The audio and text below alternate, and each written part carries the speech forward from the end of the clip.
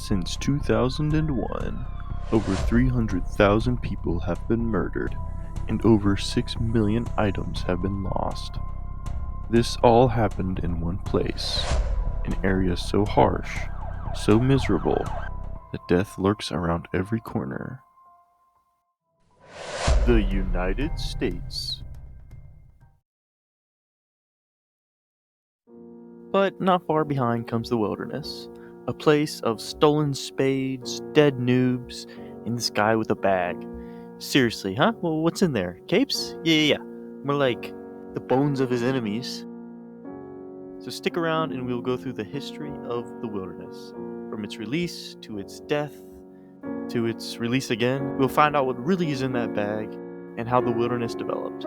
So, thanks for watching. We love killing each other. It's been a part of our nature longer than Tom Brady was a quarterback, which is a long time. We pray to whomever, or is it whoever, or whatever. We pray to whatever when a guy with a knife charges us because our lives and possessions are at stake.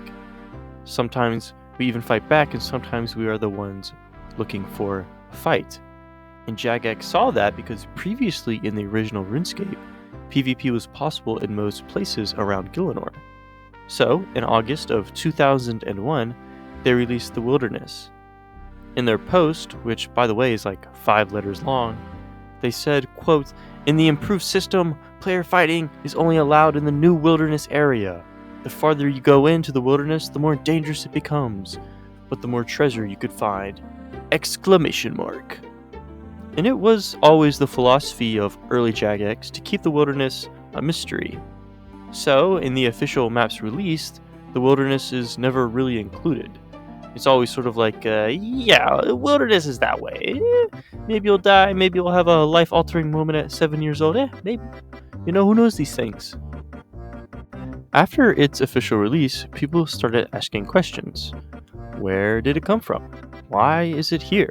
How come my dad stays so late at work and comes home wearing ladies' perfume? According to in-game lore, the Wilderness was not the result of a company implementing some code to an online game, but rather it was the result of a 4,000-year-long war known as the God Wars. And the aftermath of this war left recognizable places like the Lava Maze or Bandit Camp, places we are all familiar with. There were no wilderness levels and no ditch to let you know, hey, I'm about to enter no man's land, so little old Jimmy who lost his mama could get blasted from behind and be sent home in 2 seconds. So yeah, you could say it was getting dangerous and popular, and everyone was curious to get their hands read, or just to watch the action. Backstabbing, clan wars, curious bystanders all got involved. Players wanted to check it out, so everyone learned what the Wilderness was actually about. This was it. This was the place where I became a douchebag. The Wilderness was the first place I ever dogged a mating game. Good old bringing your mates there, then killing them and taking their stuff. You ruined so many 12-year-old lives. One time, I got to level 10, then got killed by a level 2 man, and then I quit RuneScape. Many RuneScape players went to the Wilderness as boys and girls, and returned to Lumbee as RuneScape men and women. The Wilderness changes you. And over the years in RuneScape Classic, Jagex would go on to add minor updates to the Wilderness. In 2002, they added the Wilderness area to the Edgeville dungeon. They added black unicorns and a level 56 Wilderness. In September of the same year, they added RuneScape's first boss, King Black Dragon, or KBD, who can be found inside the Wilderness, chilling in his lair, ready to devote a life to dying and respawning for 22 years. In 2003, they implemented the Wilderness Agility Course and Mage Arena. But in 2004, with the release of RuneScape 2, updates were moved over. Visibly, the Wilderness got a graphical update, and it looks more similar to what we old schoolers think of today. In April, Jagex got a call from Timmy's mother and added a warning sign to all players crossing into the Wilderness. In April of 2006, in an attempt to keep the graphics of the Wilderness on par with the rest of the new additional areas that they were releasing to Gielinor, Jagex revamped the colors of the wilderness lava and made it even brighter. It made it contrast more with the dark terrain. And at the same time, they added teleportation portals for easier access and a new volcano at the northeast corner. In April of 2007, Jagex added the wilderness ditch, so now Timmy's mom can find her son laying in that instead. And finally, remember, the 10th of December.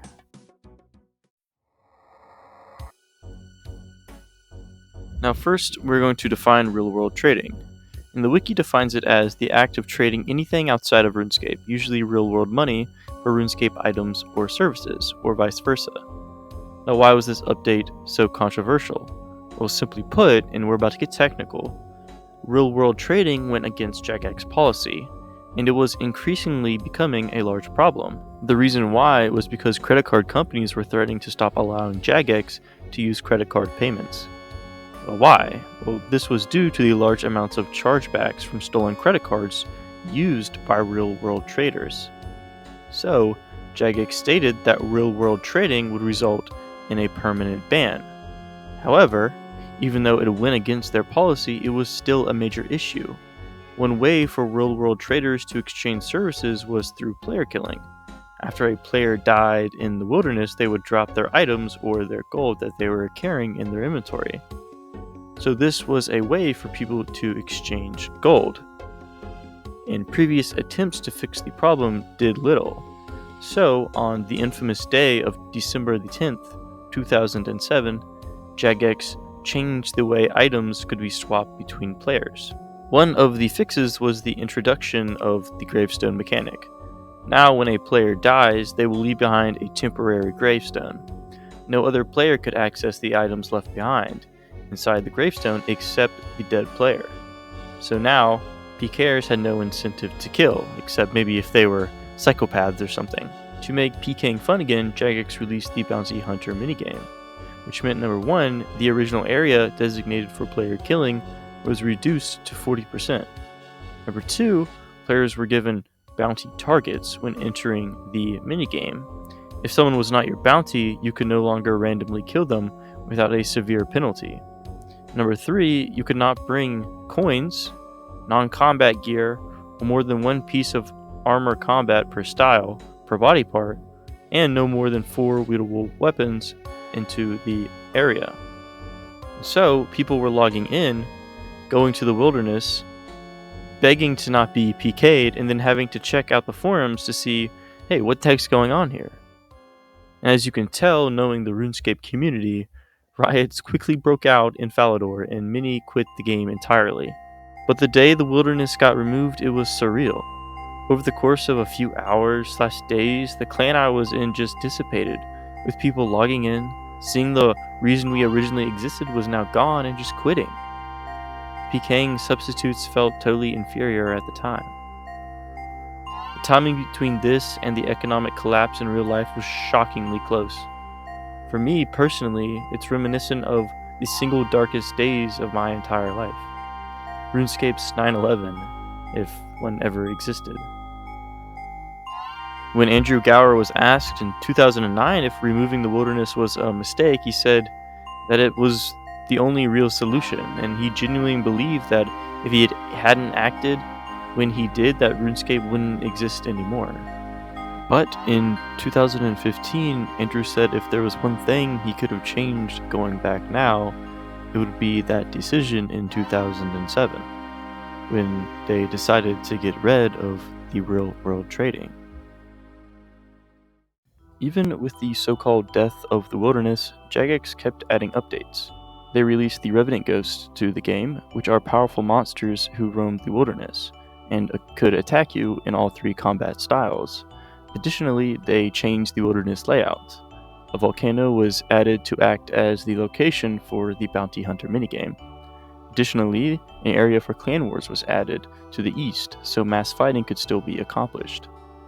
In a year and a half after the infamous day, Jagex released their Bounty Hunter Wilderness only PvP update. In it, they added worlds using the entire wilderness and its original level system, so players could get as close to the authentic experience as possible. Within the worlds, Jagex removed the penalty for attacking non-bounty targets and increased the drop potential of converted items, which means you are more likely to receive an item from your opponent's actual inventory. In June of 2009, Jagex changed the PvP drop table to more generic items. And on December 21st, 2010, a little over 3 years since the removal of the Wilderness, Jagex released a poll asking players if they wanted its return. After 1.2 million votes in 24 hours, Jagex announced that if another referendum passed, number 1, the Wilderness becomes a rather dangerous area again, and players can kill each other for their items. Number 2, PvP and Bounty Hunter worlds would be removed. And number 3, the gravestones would still be used outside of the Wilderness. And number 4, revenants patrolling the Wilderness would be relocated.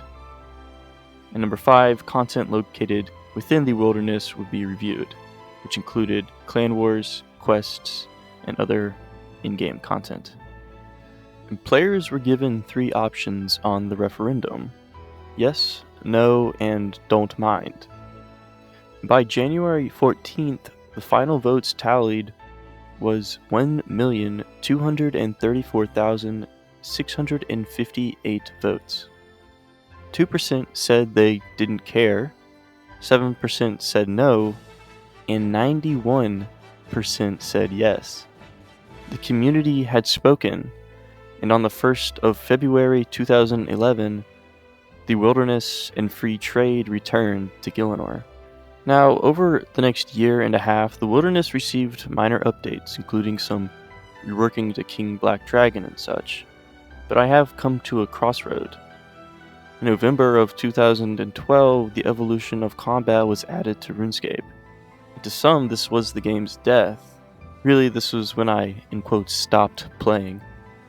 There's still over 10 more years of updates in what we call RuneScape 3, and even more, there is old school RuneScape's development history, which is what I'm more familiar with. But from 2001 to 2012, the Wilderness was this mysterious, scary place. We learned what it was like to lose, we learned what it was like to win, and we even learned what it was like to have something special taken away from us. We will never be able to go back to its early days and experience its life, but we can look back at how far we've come.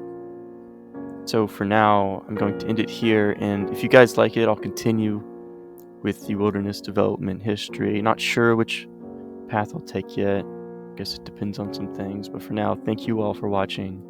Seriously, subscribe for more, leave a message, and like the video if you liked it, of course, or just watch my videos. All these things really help.